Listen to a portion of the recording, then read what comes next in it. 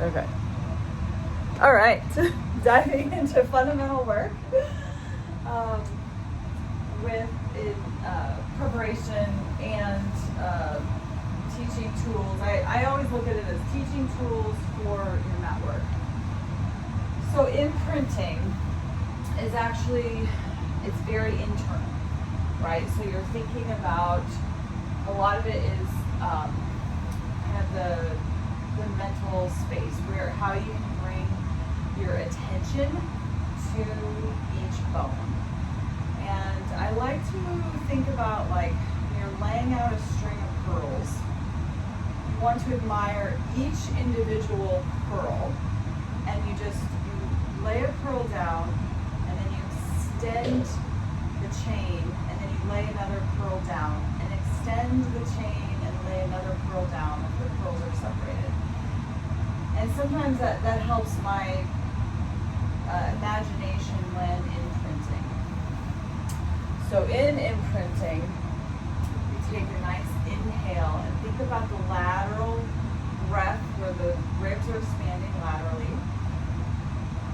And let's start at basically like the head and pubic bones. We're going to start low to high. So you just rest the first pearl down, and then you find expansion of breath across your back, and then you feel the weight of the next pearl just kind of coming up to your navel. And find the next expansion of breath laterally, so you keep the weight of the pearls, and then you just keep dropping each individual pearl. See if you can create space with the inhale, and then you settle the pearl with the exhale, and you still see the weight of each pearl. Now thinking, envisioning that you're in sand this time, and just feel the warmth of the sand as you walk up your spine. And right now you're right about where your sternum is, finding the settling into the sand. And another breath laterally. And dropping through each bone. Yes, and now you start to feel like the hollow of your throat. So you feel expansion through the ribs. Find the hollow of your throat. Very good. Now as you feel the weight of the sands, just find the tip of your nose and just feel a little head nod. And in that, you'll find the cervical bones lengthening as you head nod, led by your nose. And now you have access to your whole spine. And you want to imagine as if you just levitated up, you just see your spine, the imprint of your spine in the sand. And then from there, as you find the weight of your bones into the sand, connect into your palms with the inhale, and exhale. This time you feel as if somebody's pulling on your t-shirt underneath you, and only your coccyx bone lifts, and then you start to create motion. And then find the weight of your sacrum going back into the sand. Good. You can feel a sense of a bowling ball dropped on your belly, and you're coming around the bowling ball, and then you're just lengthening down into the bowling ball. Good. Let's do one more, finding that curl. And then the weight in the sacrum. Beautiful. All right. So just starting to understand the value of knowing where your spine is, this begins to bring you into the connection, that third eye. So you have a third eye in your mind. So that's the mind-body connection, knowing where you are, knowing where the weight is, etc. So I'm actually going to have you separate your feet, and you connect from heel to sits bone. And from heel to sits bone, I'm just going to move our view. We're going to go into our hip escalator. And from hip escalator, we start with that nice coccyx curl. So you feel the tailbone start to curl. And then each vertebra picks up one at a time, just like the imprinting was, just kind of feeling as if like a waterfall is coming down into the hollow of your throat. And then when you come back down, you continue to find the laying out of the pearls and extending so the whole necklace is stretched out in front of you. Yes, that's beautiful. And then from there, just feel the hollowing of the throat, and then each bone weighted and settled down. Beautiful. Good. Now we'll keep the awareness of your spine, keep the weight in the sacrum, slide your hands out and lift them straight up. Yeah, straight up to the ceiling. And now let's lift, just feel the backs of the shoulders lift off. And then you feel the shoulder girdle settle back down into the mat. So the value of puppet arms is knowing where your arms move from. So this is everything. This is chest expansion. This is rowings. This is, arm circles. This is hundreds, etc. So backs of the shoulders elevate, and then you find almost like there's a support in the scapula sinking down. Good. Let's make this your last one. Very good. Now let's bring your hands right behind your head. So you're interlacing your fingers, and you feel a little hug in your occiput. So same concept. Everything's settled. Everything's weighted. Now in order to lift your head, you actually drop the sternum. So I like to see it's almost like pressing into the sternum, and that creates that space. Your head goes backwards in order to come up. And you're still envisioning this imprinted spine taken into motion, right? Last one, find that breath in, exhale, imprinted spine, open throat. Now while you're here, your arms extend up to the sky. There's your puppet arms. Your hands come right by your hips, and you can start to pump up and down. We're not going to do the full 100. Good. Just do one more. In through the nose and exhale. Now your hands press to the mat, and then you find that rolling pin, rolling everything out, and your neck is free and easy. Yeah, so that was really, really nice application there. So you can come up and sit up for a bit. So the idea is to understand how to utilize each piece. It's not like its own exercise, but it's more of a like a teaching tool, more of how to dive into getting somebody to use their spine properly. Because as you start working with bodies, you'll see, oh, people are stuck in this area, or stuck in the lower back, or stuck in the neck, or different parts of our bodies just get whole different pieces of tension. And so how to access, what I feel is the fundamentals are the way to access the Pilates work. It's almost like a little key. You can go through the choreography, but the magic is in the details of the work, and the fundamentals bring out those details. Do you have questions about that? No, I mean, I guess just during class, sometimes I start to rush it and I lose that, so I do get grippy in my neck. So should I just slow it back down, and or when someone else is doing that, have them reset, slow back down instead of trying to focus on the choreography? Yeah, so there's a couple different ways to go about things, and sometimes it's great. Run through the choreography to move, to breathe, to sweat, to experience the process. So sometimes you have to know, you go in with intention always. So when you're thinking, I'm a thinking teacher, so why am I doing this? What am I doing it? Now you don't want to work in pain. So when there's neck strain, I always say, if you feel that tension, you're basically training your body to work in that tension. So it's important to get out of that tension, bring yourself back into the position, get yourself out of the tension, and et cetera, et cetera. Right.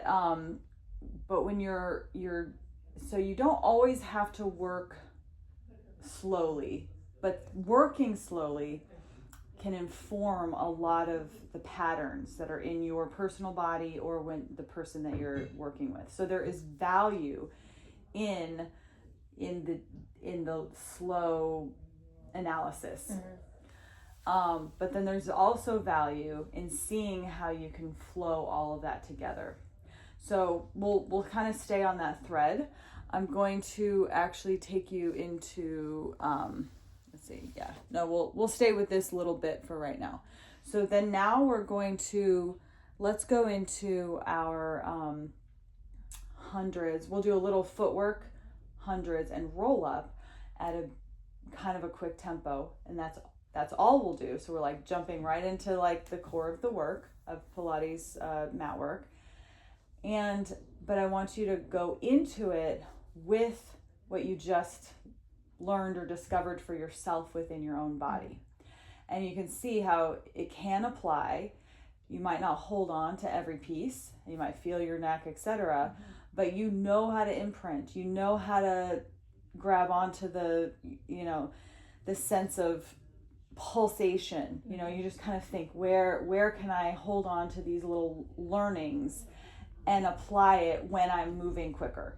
So, and then you can help guide your clients as well to that.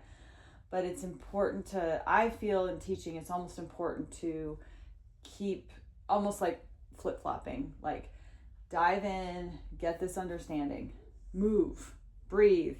It's okay, you might not get everything right. Dive in a little bit more, move and breathe, because then you can see where you're headed, and then you can keep feeling like you are inching forward in understanding, inching forward in movement, inching forward in understanding, and so it like kind of, stair steps forward. Okay. That's an approach.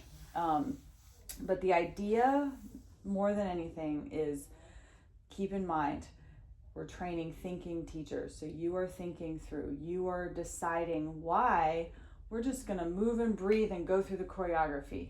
It could be either because you need practice to get the words out. It could be because you want them to not get stuck in one thing. Because sometimes if you dive too deeply, then you're like, okay, 30 minutes later, and you're still here, and then you're like, which has its value, but you have to know why you're choosing to still be on the mat 30 minutes later, breathing, and it has to be like that purposeful decision. So let's lie back down, and we'll start with the concept of the puppet arms, where you're reaching your arms up to the sky. Bring your hands behind your head. Take a breath in. Exhale, lengthen your head into your hands to find your curl. Draw your knees into your chest, and we'll go into 4 footwork. So you just extend and bend. Think about all the imprinting. Think about your breath work. Expand laterally through the ribs here. Now find the place where your sacrum is weighted into the sand and you're going into hundreds. So you reach those arms up. We have puppet arms, connecting, and start pumping in 2, 3, 4, 5. Exhale. Constant connection from the sacrum. Check your neck. Where is the neck? Head, neck, and shoulders are free and easy. We had head nods earlier. Find how to ease up the neck. Breath in. Exhale, press your hands straight down to the mat. We find the anchoring in the pelvis. We're going to lower your legs all the way down and then find the rolling pin down. Slide your hands back up towards the sky. We're going to transition right into roll-ups, finding the back side of the body long, and peel off the mat one bone at a time. So it's like hip escalator in reverse, right? And then here, press down, ribs pulled back, press into my hands. There's a little bit of the puppet arm connection or understanding of the shoulder girdle. Just do that one more time, finding space in the front of the hips. Peel, beautiful. And then press down into my hands and then pull back. Excellent. And rest. Yeah. So that's just the idea of sneaking in. We didn't do any of the fundamentals. I just triggered your brain to think, oh, puppet arm connection. That's how do I use my shoulders? Where's that imprinted sacrum to stabilize for hundreds in footwork? And you're moving, you're breathing, and you're going. So, is that helpful? Yeah. Good. Okay, so let's kind of continue on, just seeing how different fundamentals help, just with the application of understanding more and more in the work. So step your feet back in, so right and left. Separate your feet a little bit. So this is knee sways. So you have, there's a couple different ways to initiate knee sway. You can actually feel the weight of your knees going to the right. So literally think about the weight of the knees.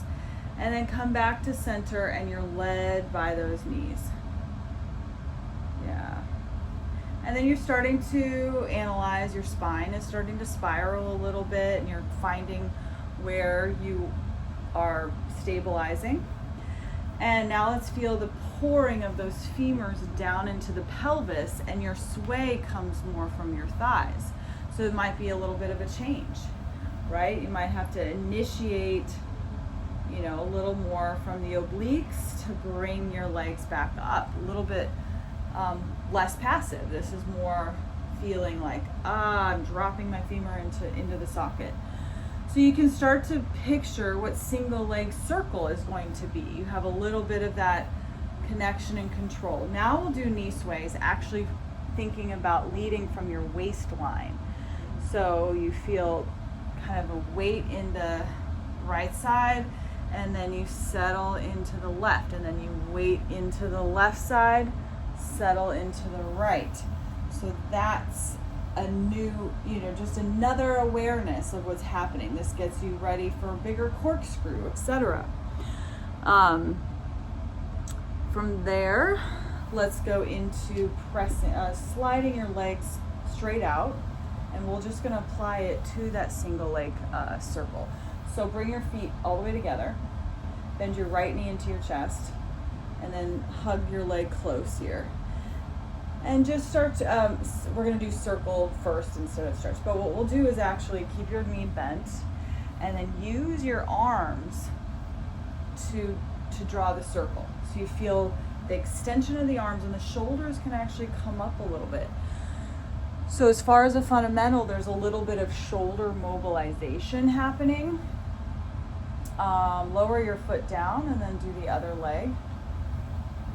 So you have shoulder mobilization, and this is a little bit of a knee sway, right? Remember when your knees are coming over, your thigh bones and your waistline, it's all three kind of combined into this. All right, extend your legs right back out and lift your arms up, hold on to your elbows, and then just draw the circle around. Here's your shoulder mobilization. So just kind of connecting all the different pieces, and then reverse the direction. Nice. All right, let your arms settle.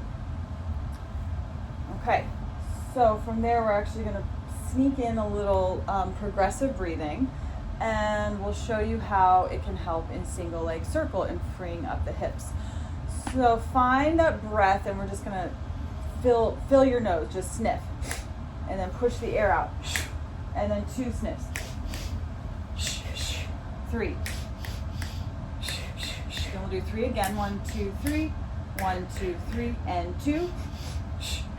And 1. Good. Okay. So now draw your leg into your chest. We're thinking about applying kind of that shoulder mobilization and freeing up your hips and knee sways, etc. So extend your right leg up towards the ceiling. Your hands can come right down by your side. We'll just go into the single progressive. So you go across your body and then open. Let's do 2. 3. Rest. Good. Start in reverse. 3. 2. And 1. And rest. Good. What did that do for your hips? It took the focus Off your hip. Yeah. The hip tension. Yeah. Exactly. And with the fundamentals of what like your body can remember the application of how do you stabilize on one side while another side is mobilizing, etc. Let's do the other leg, same thing. You can start, using your arms to kind of allow the femur to drop down into place. And we start with inhale, exhale. And reverse. 3, 1, and 3. And 1, 2, 1, 2, and 1. And rest. Good. How was that side? Clicky, but I'm always clicking. Yeah. And then that is where you're like, okay, so we're clicking. How do you find the space, the grounding, the stabilization piece, and the availability to easing up the hips so it doesn't click? Because sometimes that's just like a tight psoas, unstable SI joint. There's various reasons why clicks happen.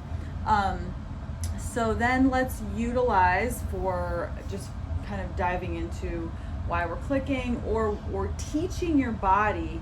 Like say today, it's not gonna, there's no magic pill, so nothing happens in a second, but it's teaching your body how do you connect so that click gets less and less to where it's gone. And so let's use the toe taps. So you go from a chair position, and you just bring back that imprinting and that bowling ball. You can even bring your hands behind your head and lift your head up to look right between your knees and feel the head lengthen back into your hands. Good. So right away we're just supporting your back a little bit more with that head lift, and just lower your right foot down. And then you feel the sinking bowling ball to help lift it up. Good. And this femur drops in place. Now let's do the other side. Tap, and then you're thinking about the right femur as your left leg folds. Breath. And then lower your feet down. And lower your head down. Yeah. Okay. So we can use the double leg, the toe taps for a lot of different things. And this can set you up for a solid 100. This can help set you up for knowing how to stay out of your hip flexors.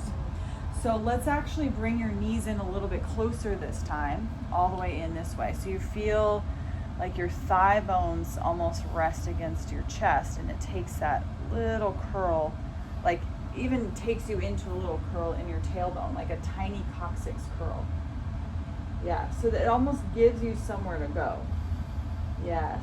And then lower your left leg down. We'll take that into a knee slide where you're opening the hip.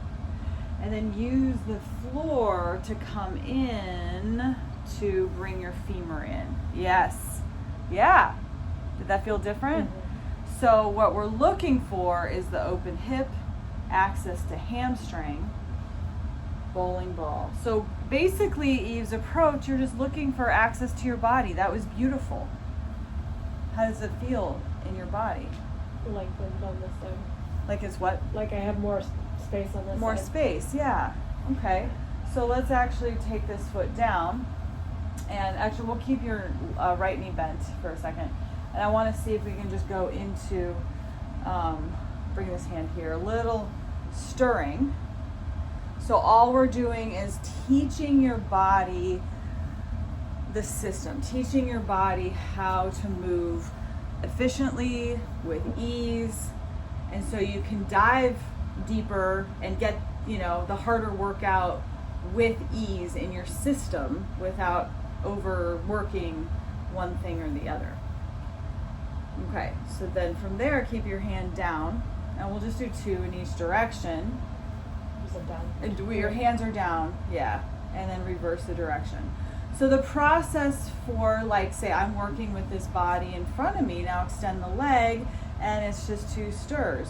We're saying, okay, how can we still, work the strength in the body, get this exercise in your system, and then bend your knee and lower your foot down, okay? So it's that's the thinking teacher. We did single leg circle. All of that was a version of single leg circle, right? We can quickly do the other leg as well. So you fold in, you start with your right hand on your knee, and you just do little circles. Again, it's that little puppet arm, and then reverse the direction. Yes, and then you come to that tabletop here. Both hands are down by your side, and this is now a beginning of a toe tap, so to speak. And then you extend your leg straight up, and you stir. And then you stir the other way. So, and we're like, great, Shannon, you just did. We can stay in the order of the system. Say we rocked through footwork, we rocked through hundreds, we did a roll up, single leg circle. This can be a whole little series, knowing that say it's a class, knowing that hips generally click, or hip flexors are tight, or lower backs can't hold your feet up too much. And instead of observing this whole painful struggle, you walk through a process. So then the body knows, oh, my hip can stay free and easy. Oh, I can connect into my oblique. Oh, here's my breath that can control the situation. And then you apply it. And then there's the experience of single leg circle. Yeah. How does it feel? I mean, it's when I was doing the in and out part, I can feel a lot more extension through here. Mm-hmm. Yeah. And then over time, then all of a sudden you're like, oh, here I can do the 5 in each direction or 8 in each direction that my teacher's asking for me, with the bigger tempos and bigger whatevers. And you're not like, oh, my hip keeps clicking. You're not fighting it, because you can go back to the fundamental experience to know what the essence of the exercise is, and then it teaches your body what to do in terms of the biomechanics of the body to work efficiently and smoothly.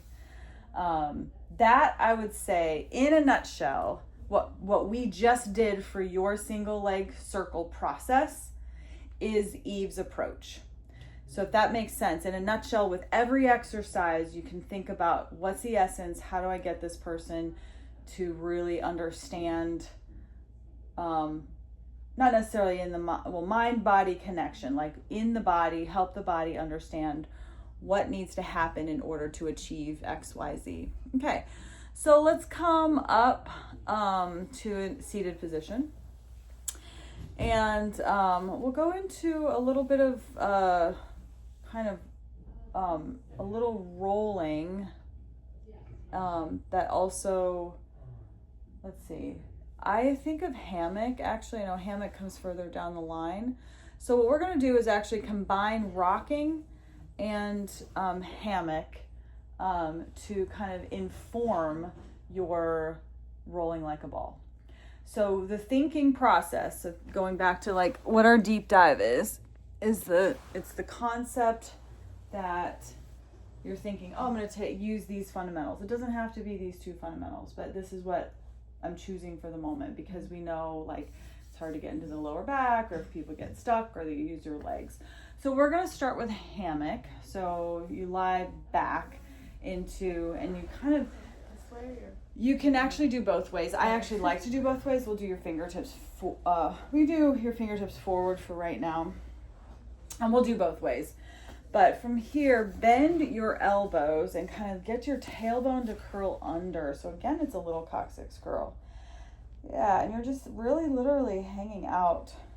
And then you can come, as you push your hands forward, and you feel how it opens up the space in the lumbar. And then press into your hands, and you go into a little extension. And as you extend, it's spinal motion, right? So you lift your head up out of the shoulders, and you gaze up to like the corner of the room. So again, there's no your tension in your neck. It's back to that little head nod a little. And it only moves because your spine moves, and it's just the last piece of the spine. So it's a little bit of hip escalator. It's a little bit of imprinting. Yep, you can open up the hands a little A little bit of that coccyx curl. Good. All right, so this time flip your hands under and then roll down. Yes, and then go into your rocking fundamental. And this one, yep, exactly. You drag your knees in, and then you just sort of curl up a little bit, and you just start the idea of a transfer of weight. Yeah, so it's kind of this one you actually do kind of use your legs a little bit. So you're just using your arms and legs together. So you're building a relationship between your upper body and lower body. Good. And then stay up, move forward a little bit. And this is soft, so it might be a little different experience than on the mat. But now you find where, kind of you have an understanding of what your spine is capable of. And you just sort of pick those legs up. And then go back to progressive breath. Sniff as you go back. And then balance. Yes. And rest. I haven't done it with the breath work like that. Yeah. I mean, it's just so one of the gifts that I think Eve has given us in this work is we are allowed to play. We're allowed to be playful. So it's knowing your ABCs in order to form words, in order to form the sentences, etc. But the novel that you've written, right, has all of, all the pieces, all different colors, all different, your different concepts, different things that has made you to make it interesting. And so that's where that's another thing. There's an allowance for, inhale, exhale, inhale, exhale, inhale, inhale, exhale, exhale, changing the rhythm, right? Exhale, inhale. You're allowed to play with switching the breath up, but it's also like not just tossing things out just to toss things out. You're being curious about what I can do to help this body, get a little bit more out of it, and for what? Like getting out of shoulder neck, getting deeper awareness of abdominal connections, stabilizing the pelvis, easing up the hip, or, they're always holding onto their feet and there's calf cramps and ankle cramps, so, okay, how can we apply, footwork in a way that will get them to understand, how to ease up the joints, but connect into the muscle, so there's space to play. And we have some of these fundamental tools that provide the space to play and keeps you in the method, right?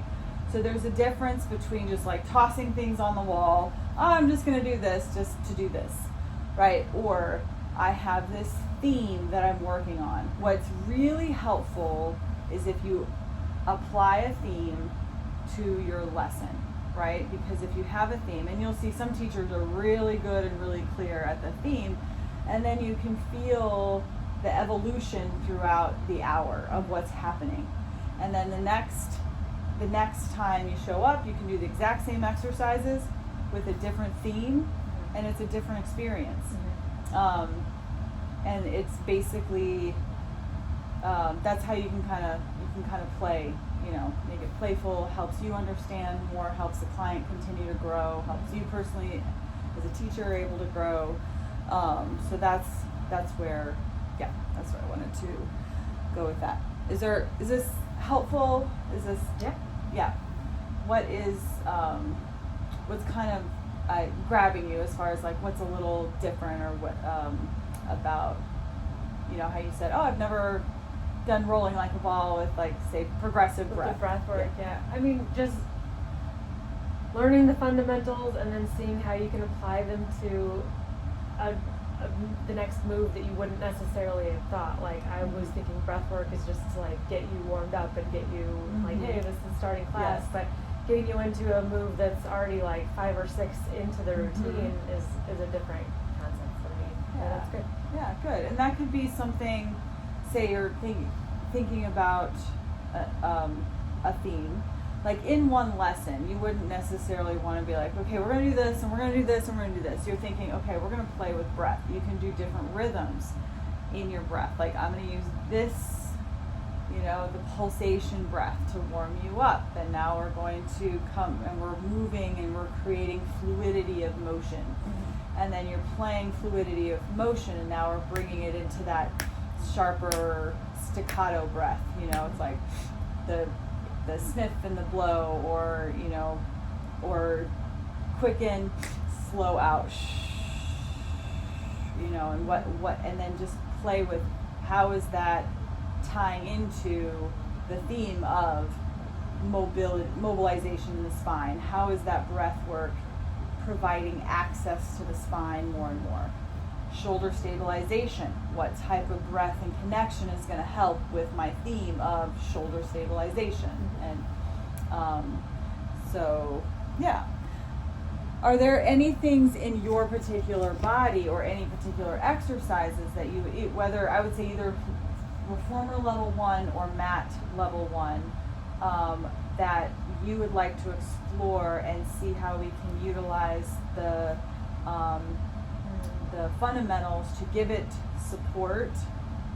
I would say, we haven't done reformer level 1 yet. Oh, you have not? Okay, let's stick with material so you've had. Okay. Mat, I would say, like, teaser, is teaser level 1? Or is that level 2? Teaser is level 2. Okay. So we have... double leg stretch. Double leg stretch. So actually we have out like this. I feel like I'm going to lose it. Okay. Very good. Yeah, well, that's sticking in line. So we'll kind of wrap. We have like whatever 7 or 8 minutes left. So single. Okay, that is Yes, right. I know. I was very surprised too. Single. We'll do single and double leg stretch. We'll just keep going down your level 1 list here. Okay. So after we just did your rolling, then let's connect into what may be useful as far as a support system. Let's play with, so this may look a little different here. Let's actually play with pregnant cat and cat stretches and see how that actually informs your single and double leg stretch. So, even though you're facing down. I'm gonna face this way. Yeah, of course. Yeah, I know. That's why I moved. Like, I would move it for you. Don't worry. Okay, so pregnant cat. Think about the idea that your back, as if you're lying on the mat with we just imprinted your spine here, and just flip it. It's like the kind of the flipped reversed universe or whatever. So now this is your sand, or you can just think about like a bar resting here on your back, and nothing changes. Let's actually find, are your wrists okay? I know this is a softer mat. If not, you can come up to your fist if you feel a little bit. Let's find a little bit of the puppet arms where your whole body stays the same and it's only scapula mobilization and nothing collapses. Your head lengthens straight into the wall, because that's going to inform your preparation for long stretch. Yeah. Okay. So that's not pregnant cat, but that's more like applying the puppet arm connection. It's just where is your shoulder girdle. So now find that neutral zone. Toes can be under or long, whatever feels best for your body. So your spine stays, it imprints up towards the sky, and you let your abdomen fall and relax, but your back stays the same. And then you pull your kitty litter all the way up into your body, just like hug those little kitties, and then release your belly. And then you hug. So this, you can have a nice smooth legato breath. So inhaling and exhaling. And you can feel almost like the balloon expansion in the abdomen. You could also take it into progressive breath. Inhale, exhale. You can do slow in and quick exhale. That's it. And you can reverse that. You can do quick out slow in. So it's a way to know how to use your abdominals, right? And then you're thinking we're going into double leg stretch in a bit, right? So extend your right arm straight in front of you, but connect, feel the kitty litter kind of lift it up as you extend that arm, and then lower your arm down. And this is still your puppet arm principle of mobilization from the backs of the shoulders, and your knee sway principle of finding the opposite side of your body, creating stability. Good. So if your wrists are still okay, we'll go. If you need to change up, you can come here or even down into your elbows. This is a softer mat, so it does have a different application. Yeah. Okay, so get more cats in. Yes. You get more cats. You got more cats up there. Yes, the little kitties. All right, crawl your body forward a little bit more, so because we're going to extend out into a long stretch preparation. So you can bring your knees underneath you. Yeah, there we go. And you just slide your right leg out behind you, and then your left leg. Hold, and then slide your right knee back in, and then your left. And think about this. Remember the imprinting of the sacrum, and then slide your left, lead with your left, then your right, and just, there's your knee slide that we did earlier. Lower your left knee down. Good. There we go. And then a little quick counter stretch, dropping your hips down to your heels. Okay, let's roll over onto your back, and we'll see how that informed your single and double leg stretch. All right, so you think about the knee slide. So here, let's extend those legs straight out. Slide your right knee into your chest. Yes, outside hand reaches for your ankle, inside on your knee. And feel your head reach back into the wall to gaze down at this toe. Good, and float your foot up a little. And switch. And we can start with the legato breath.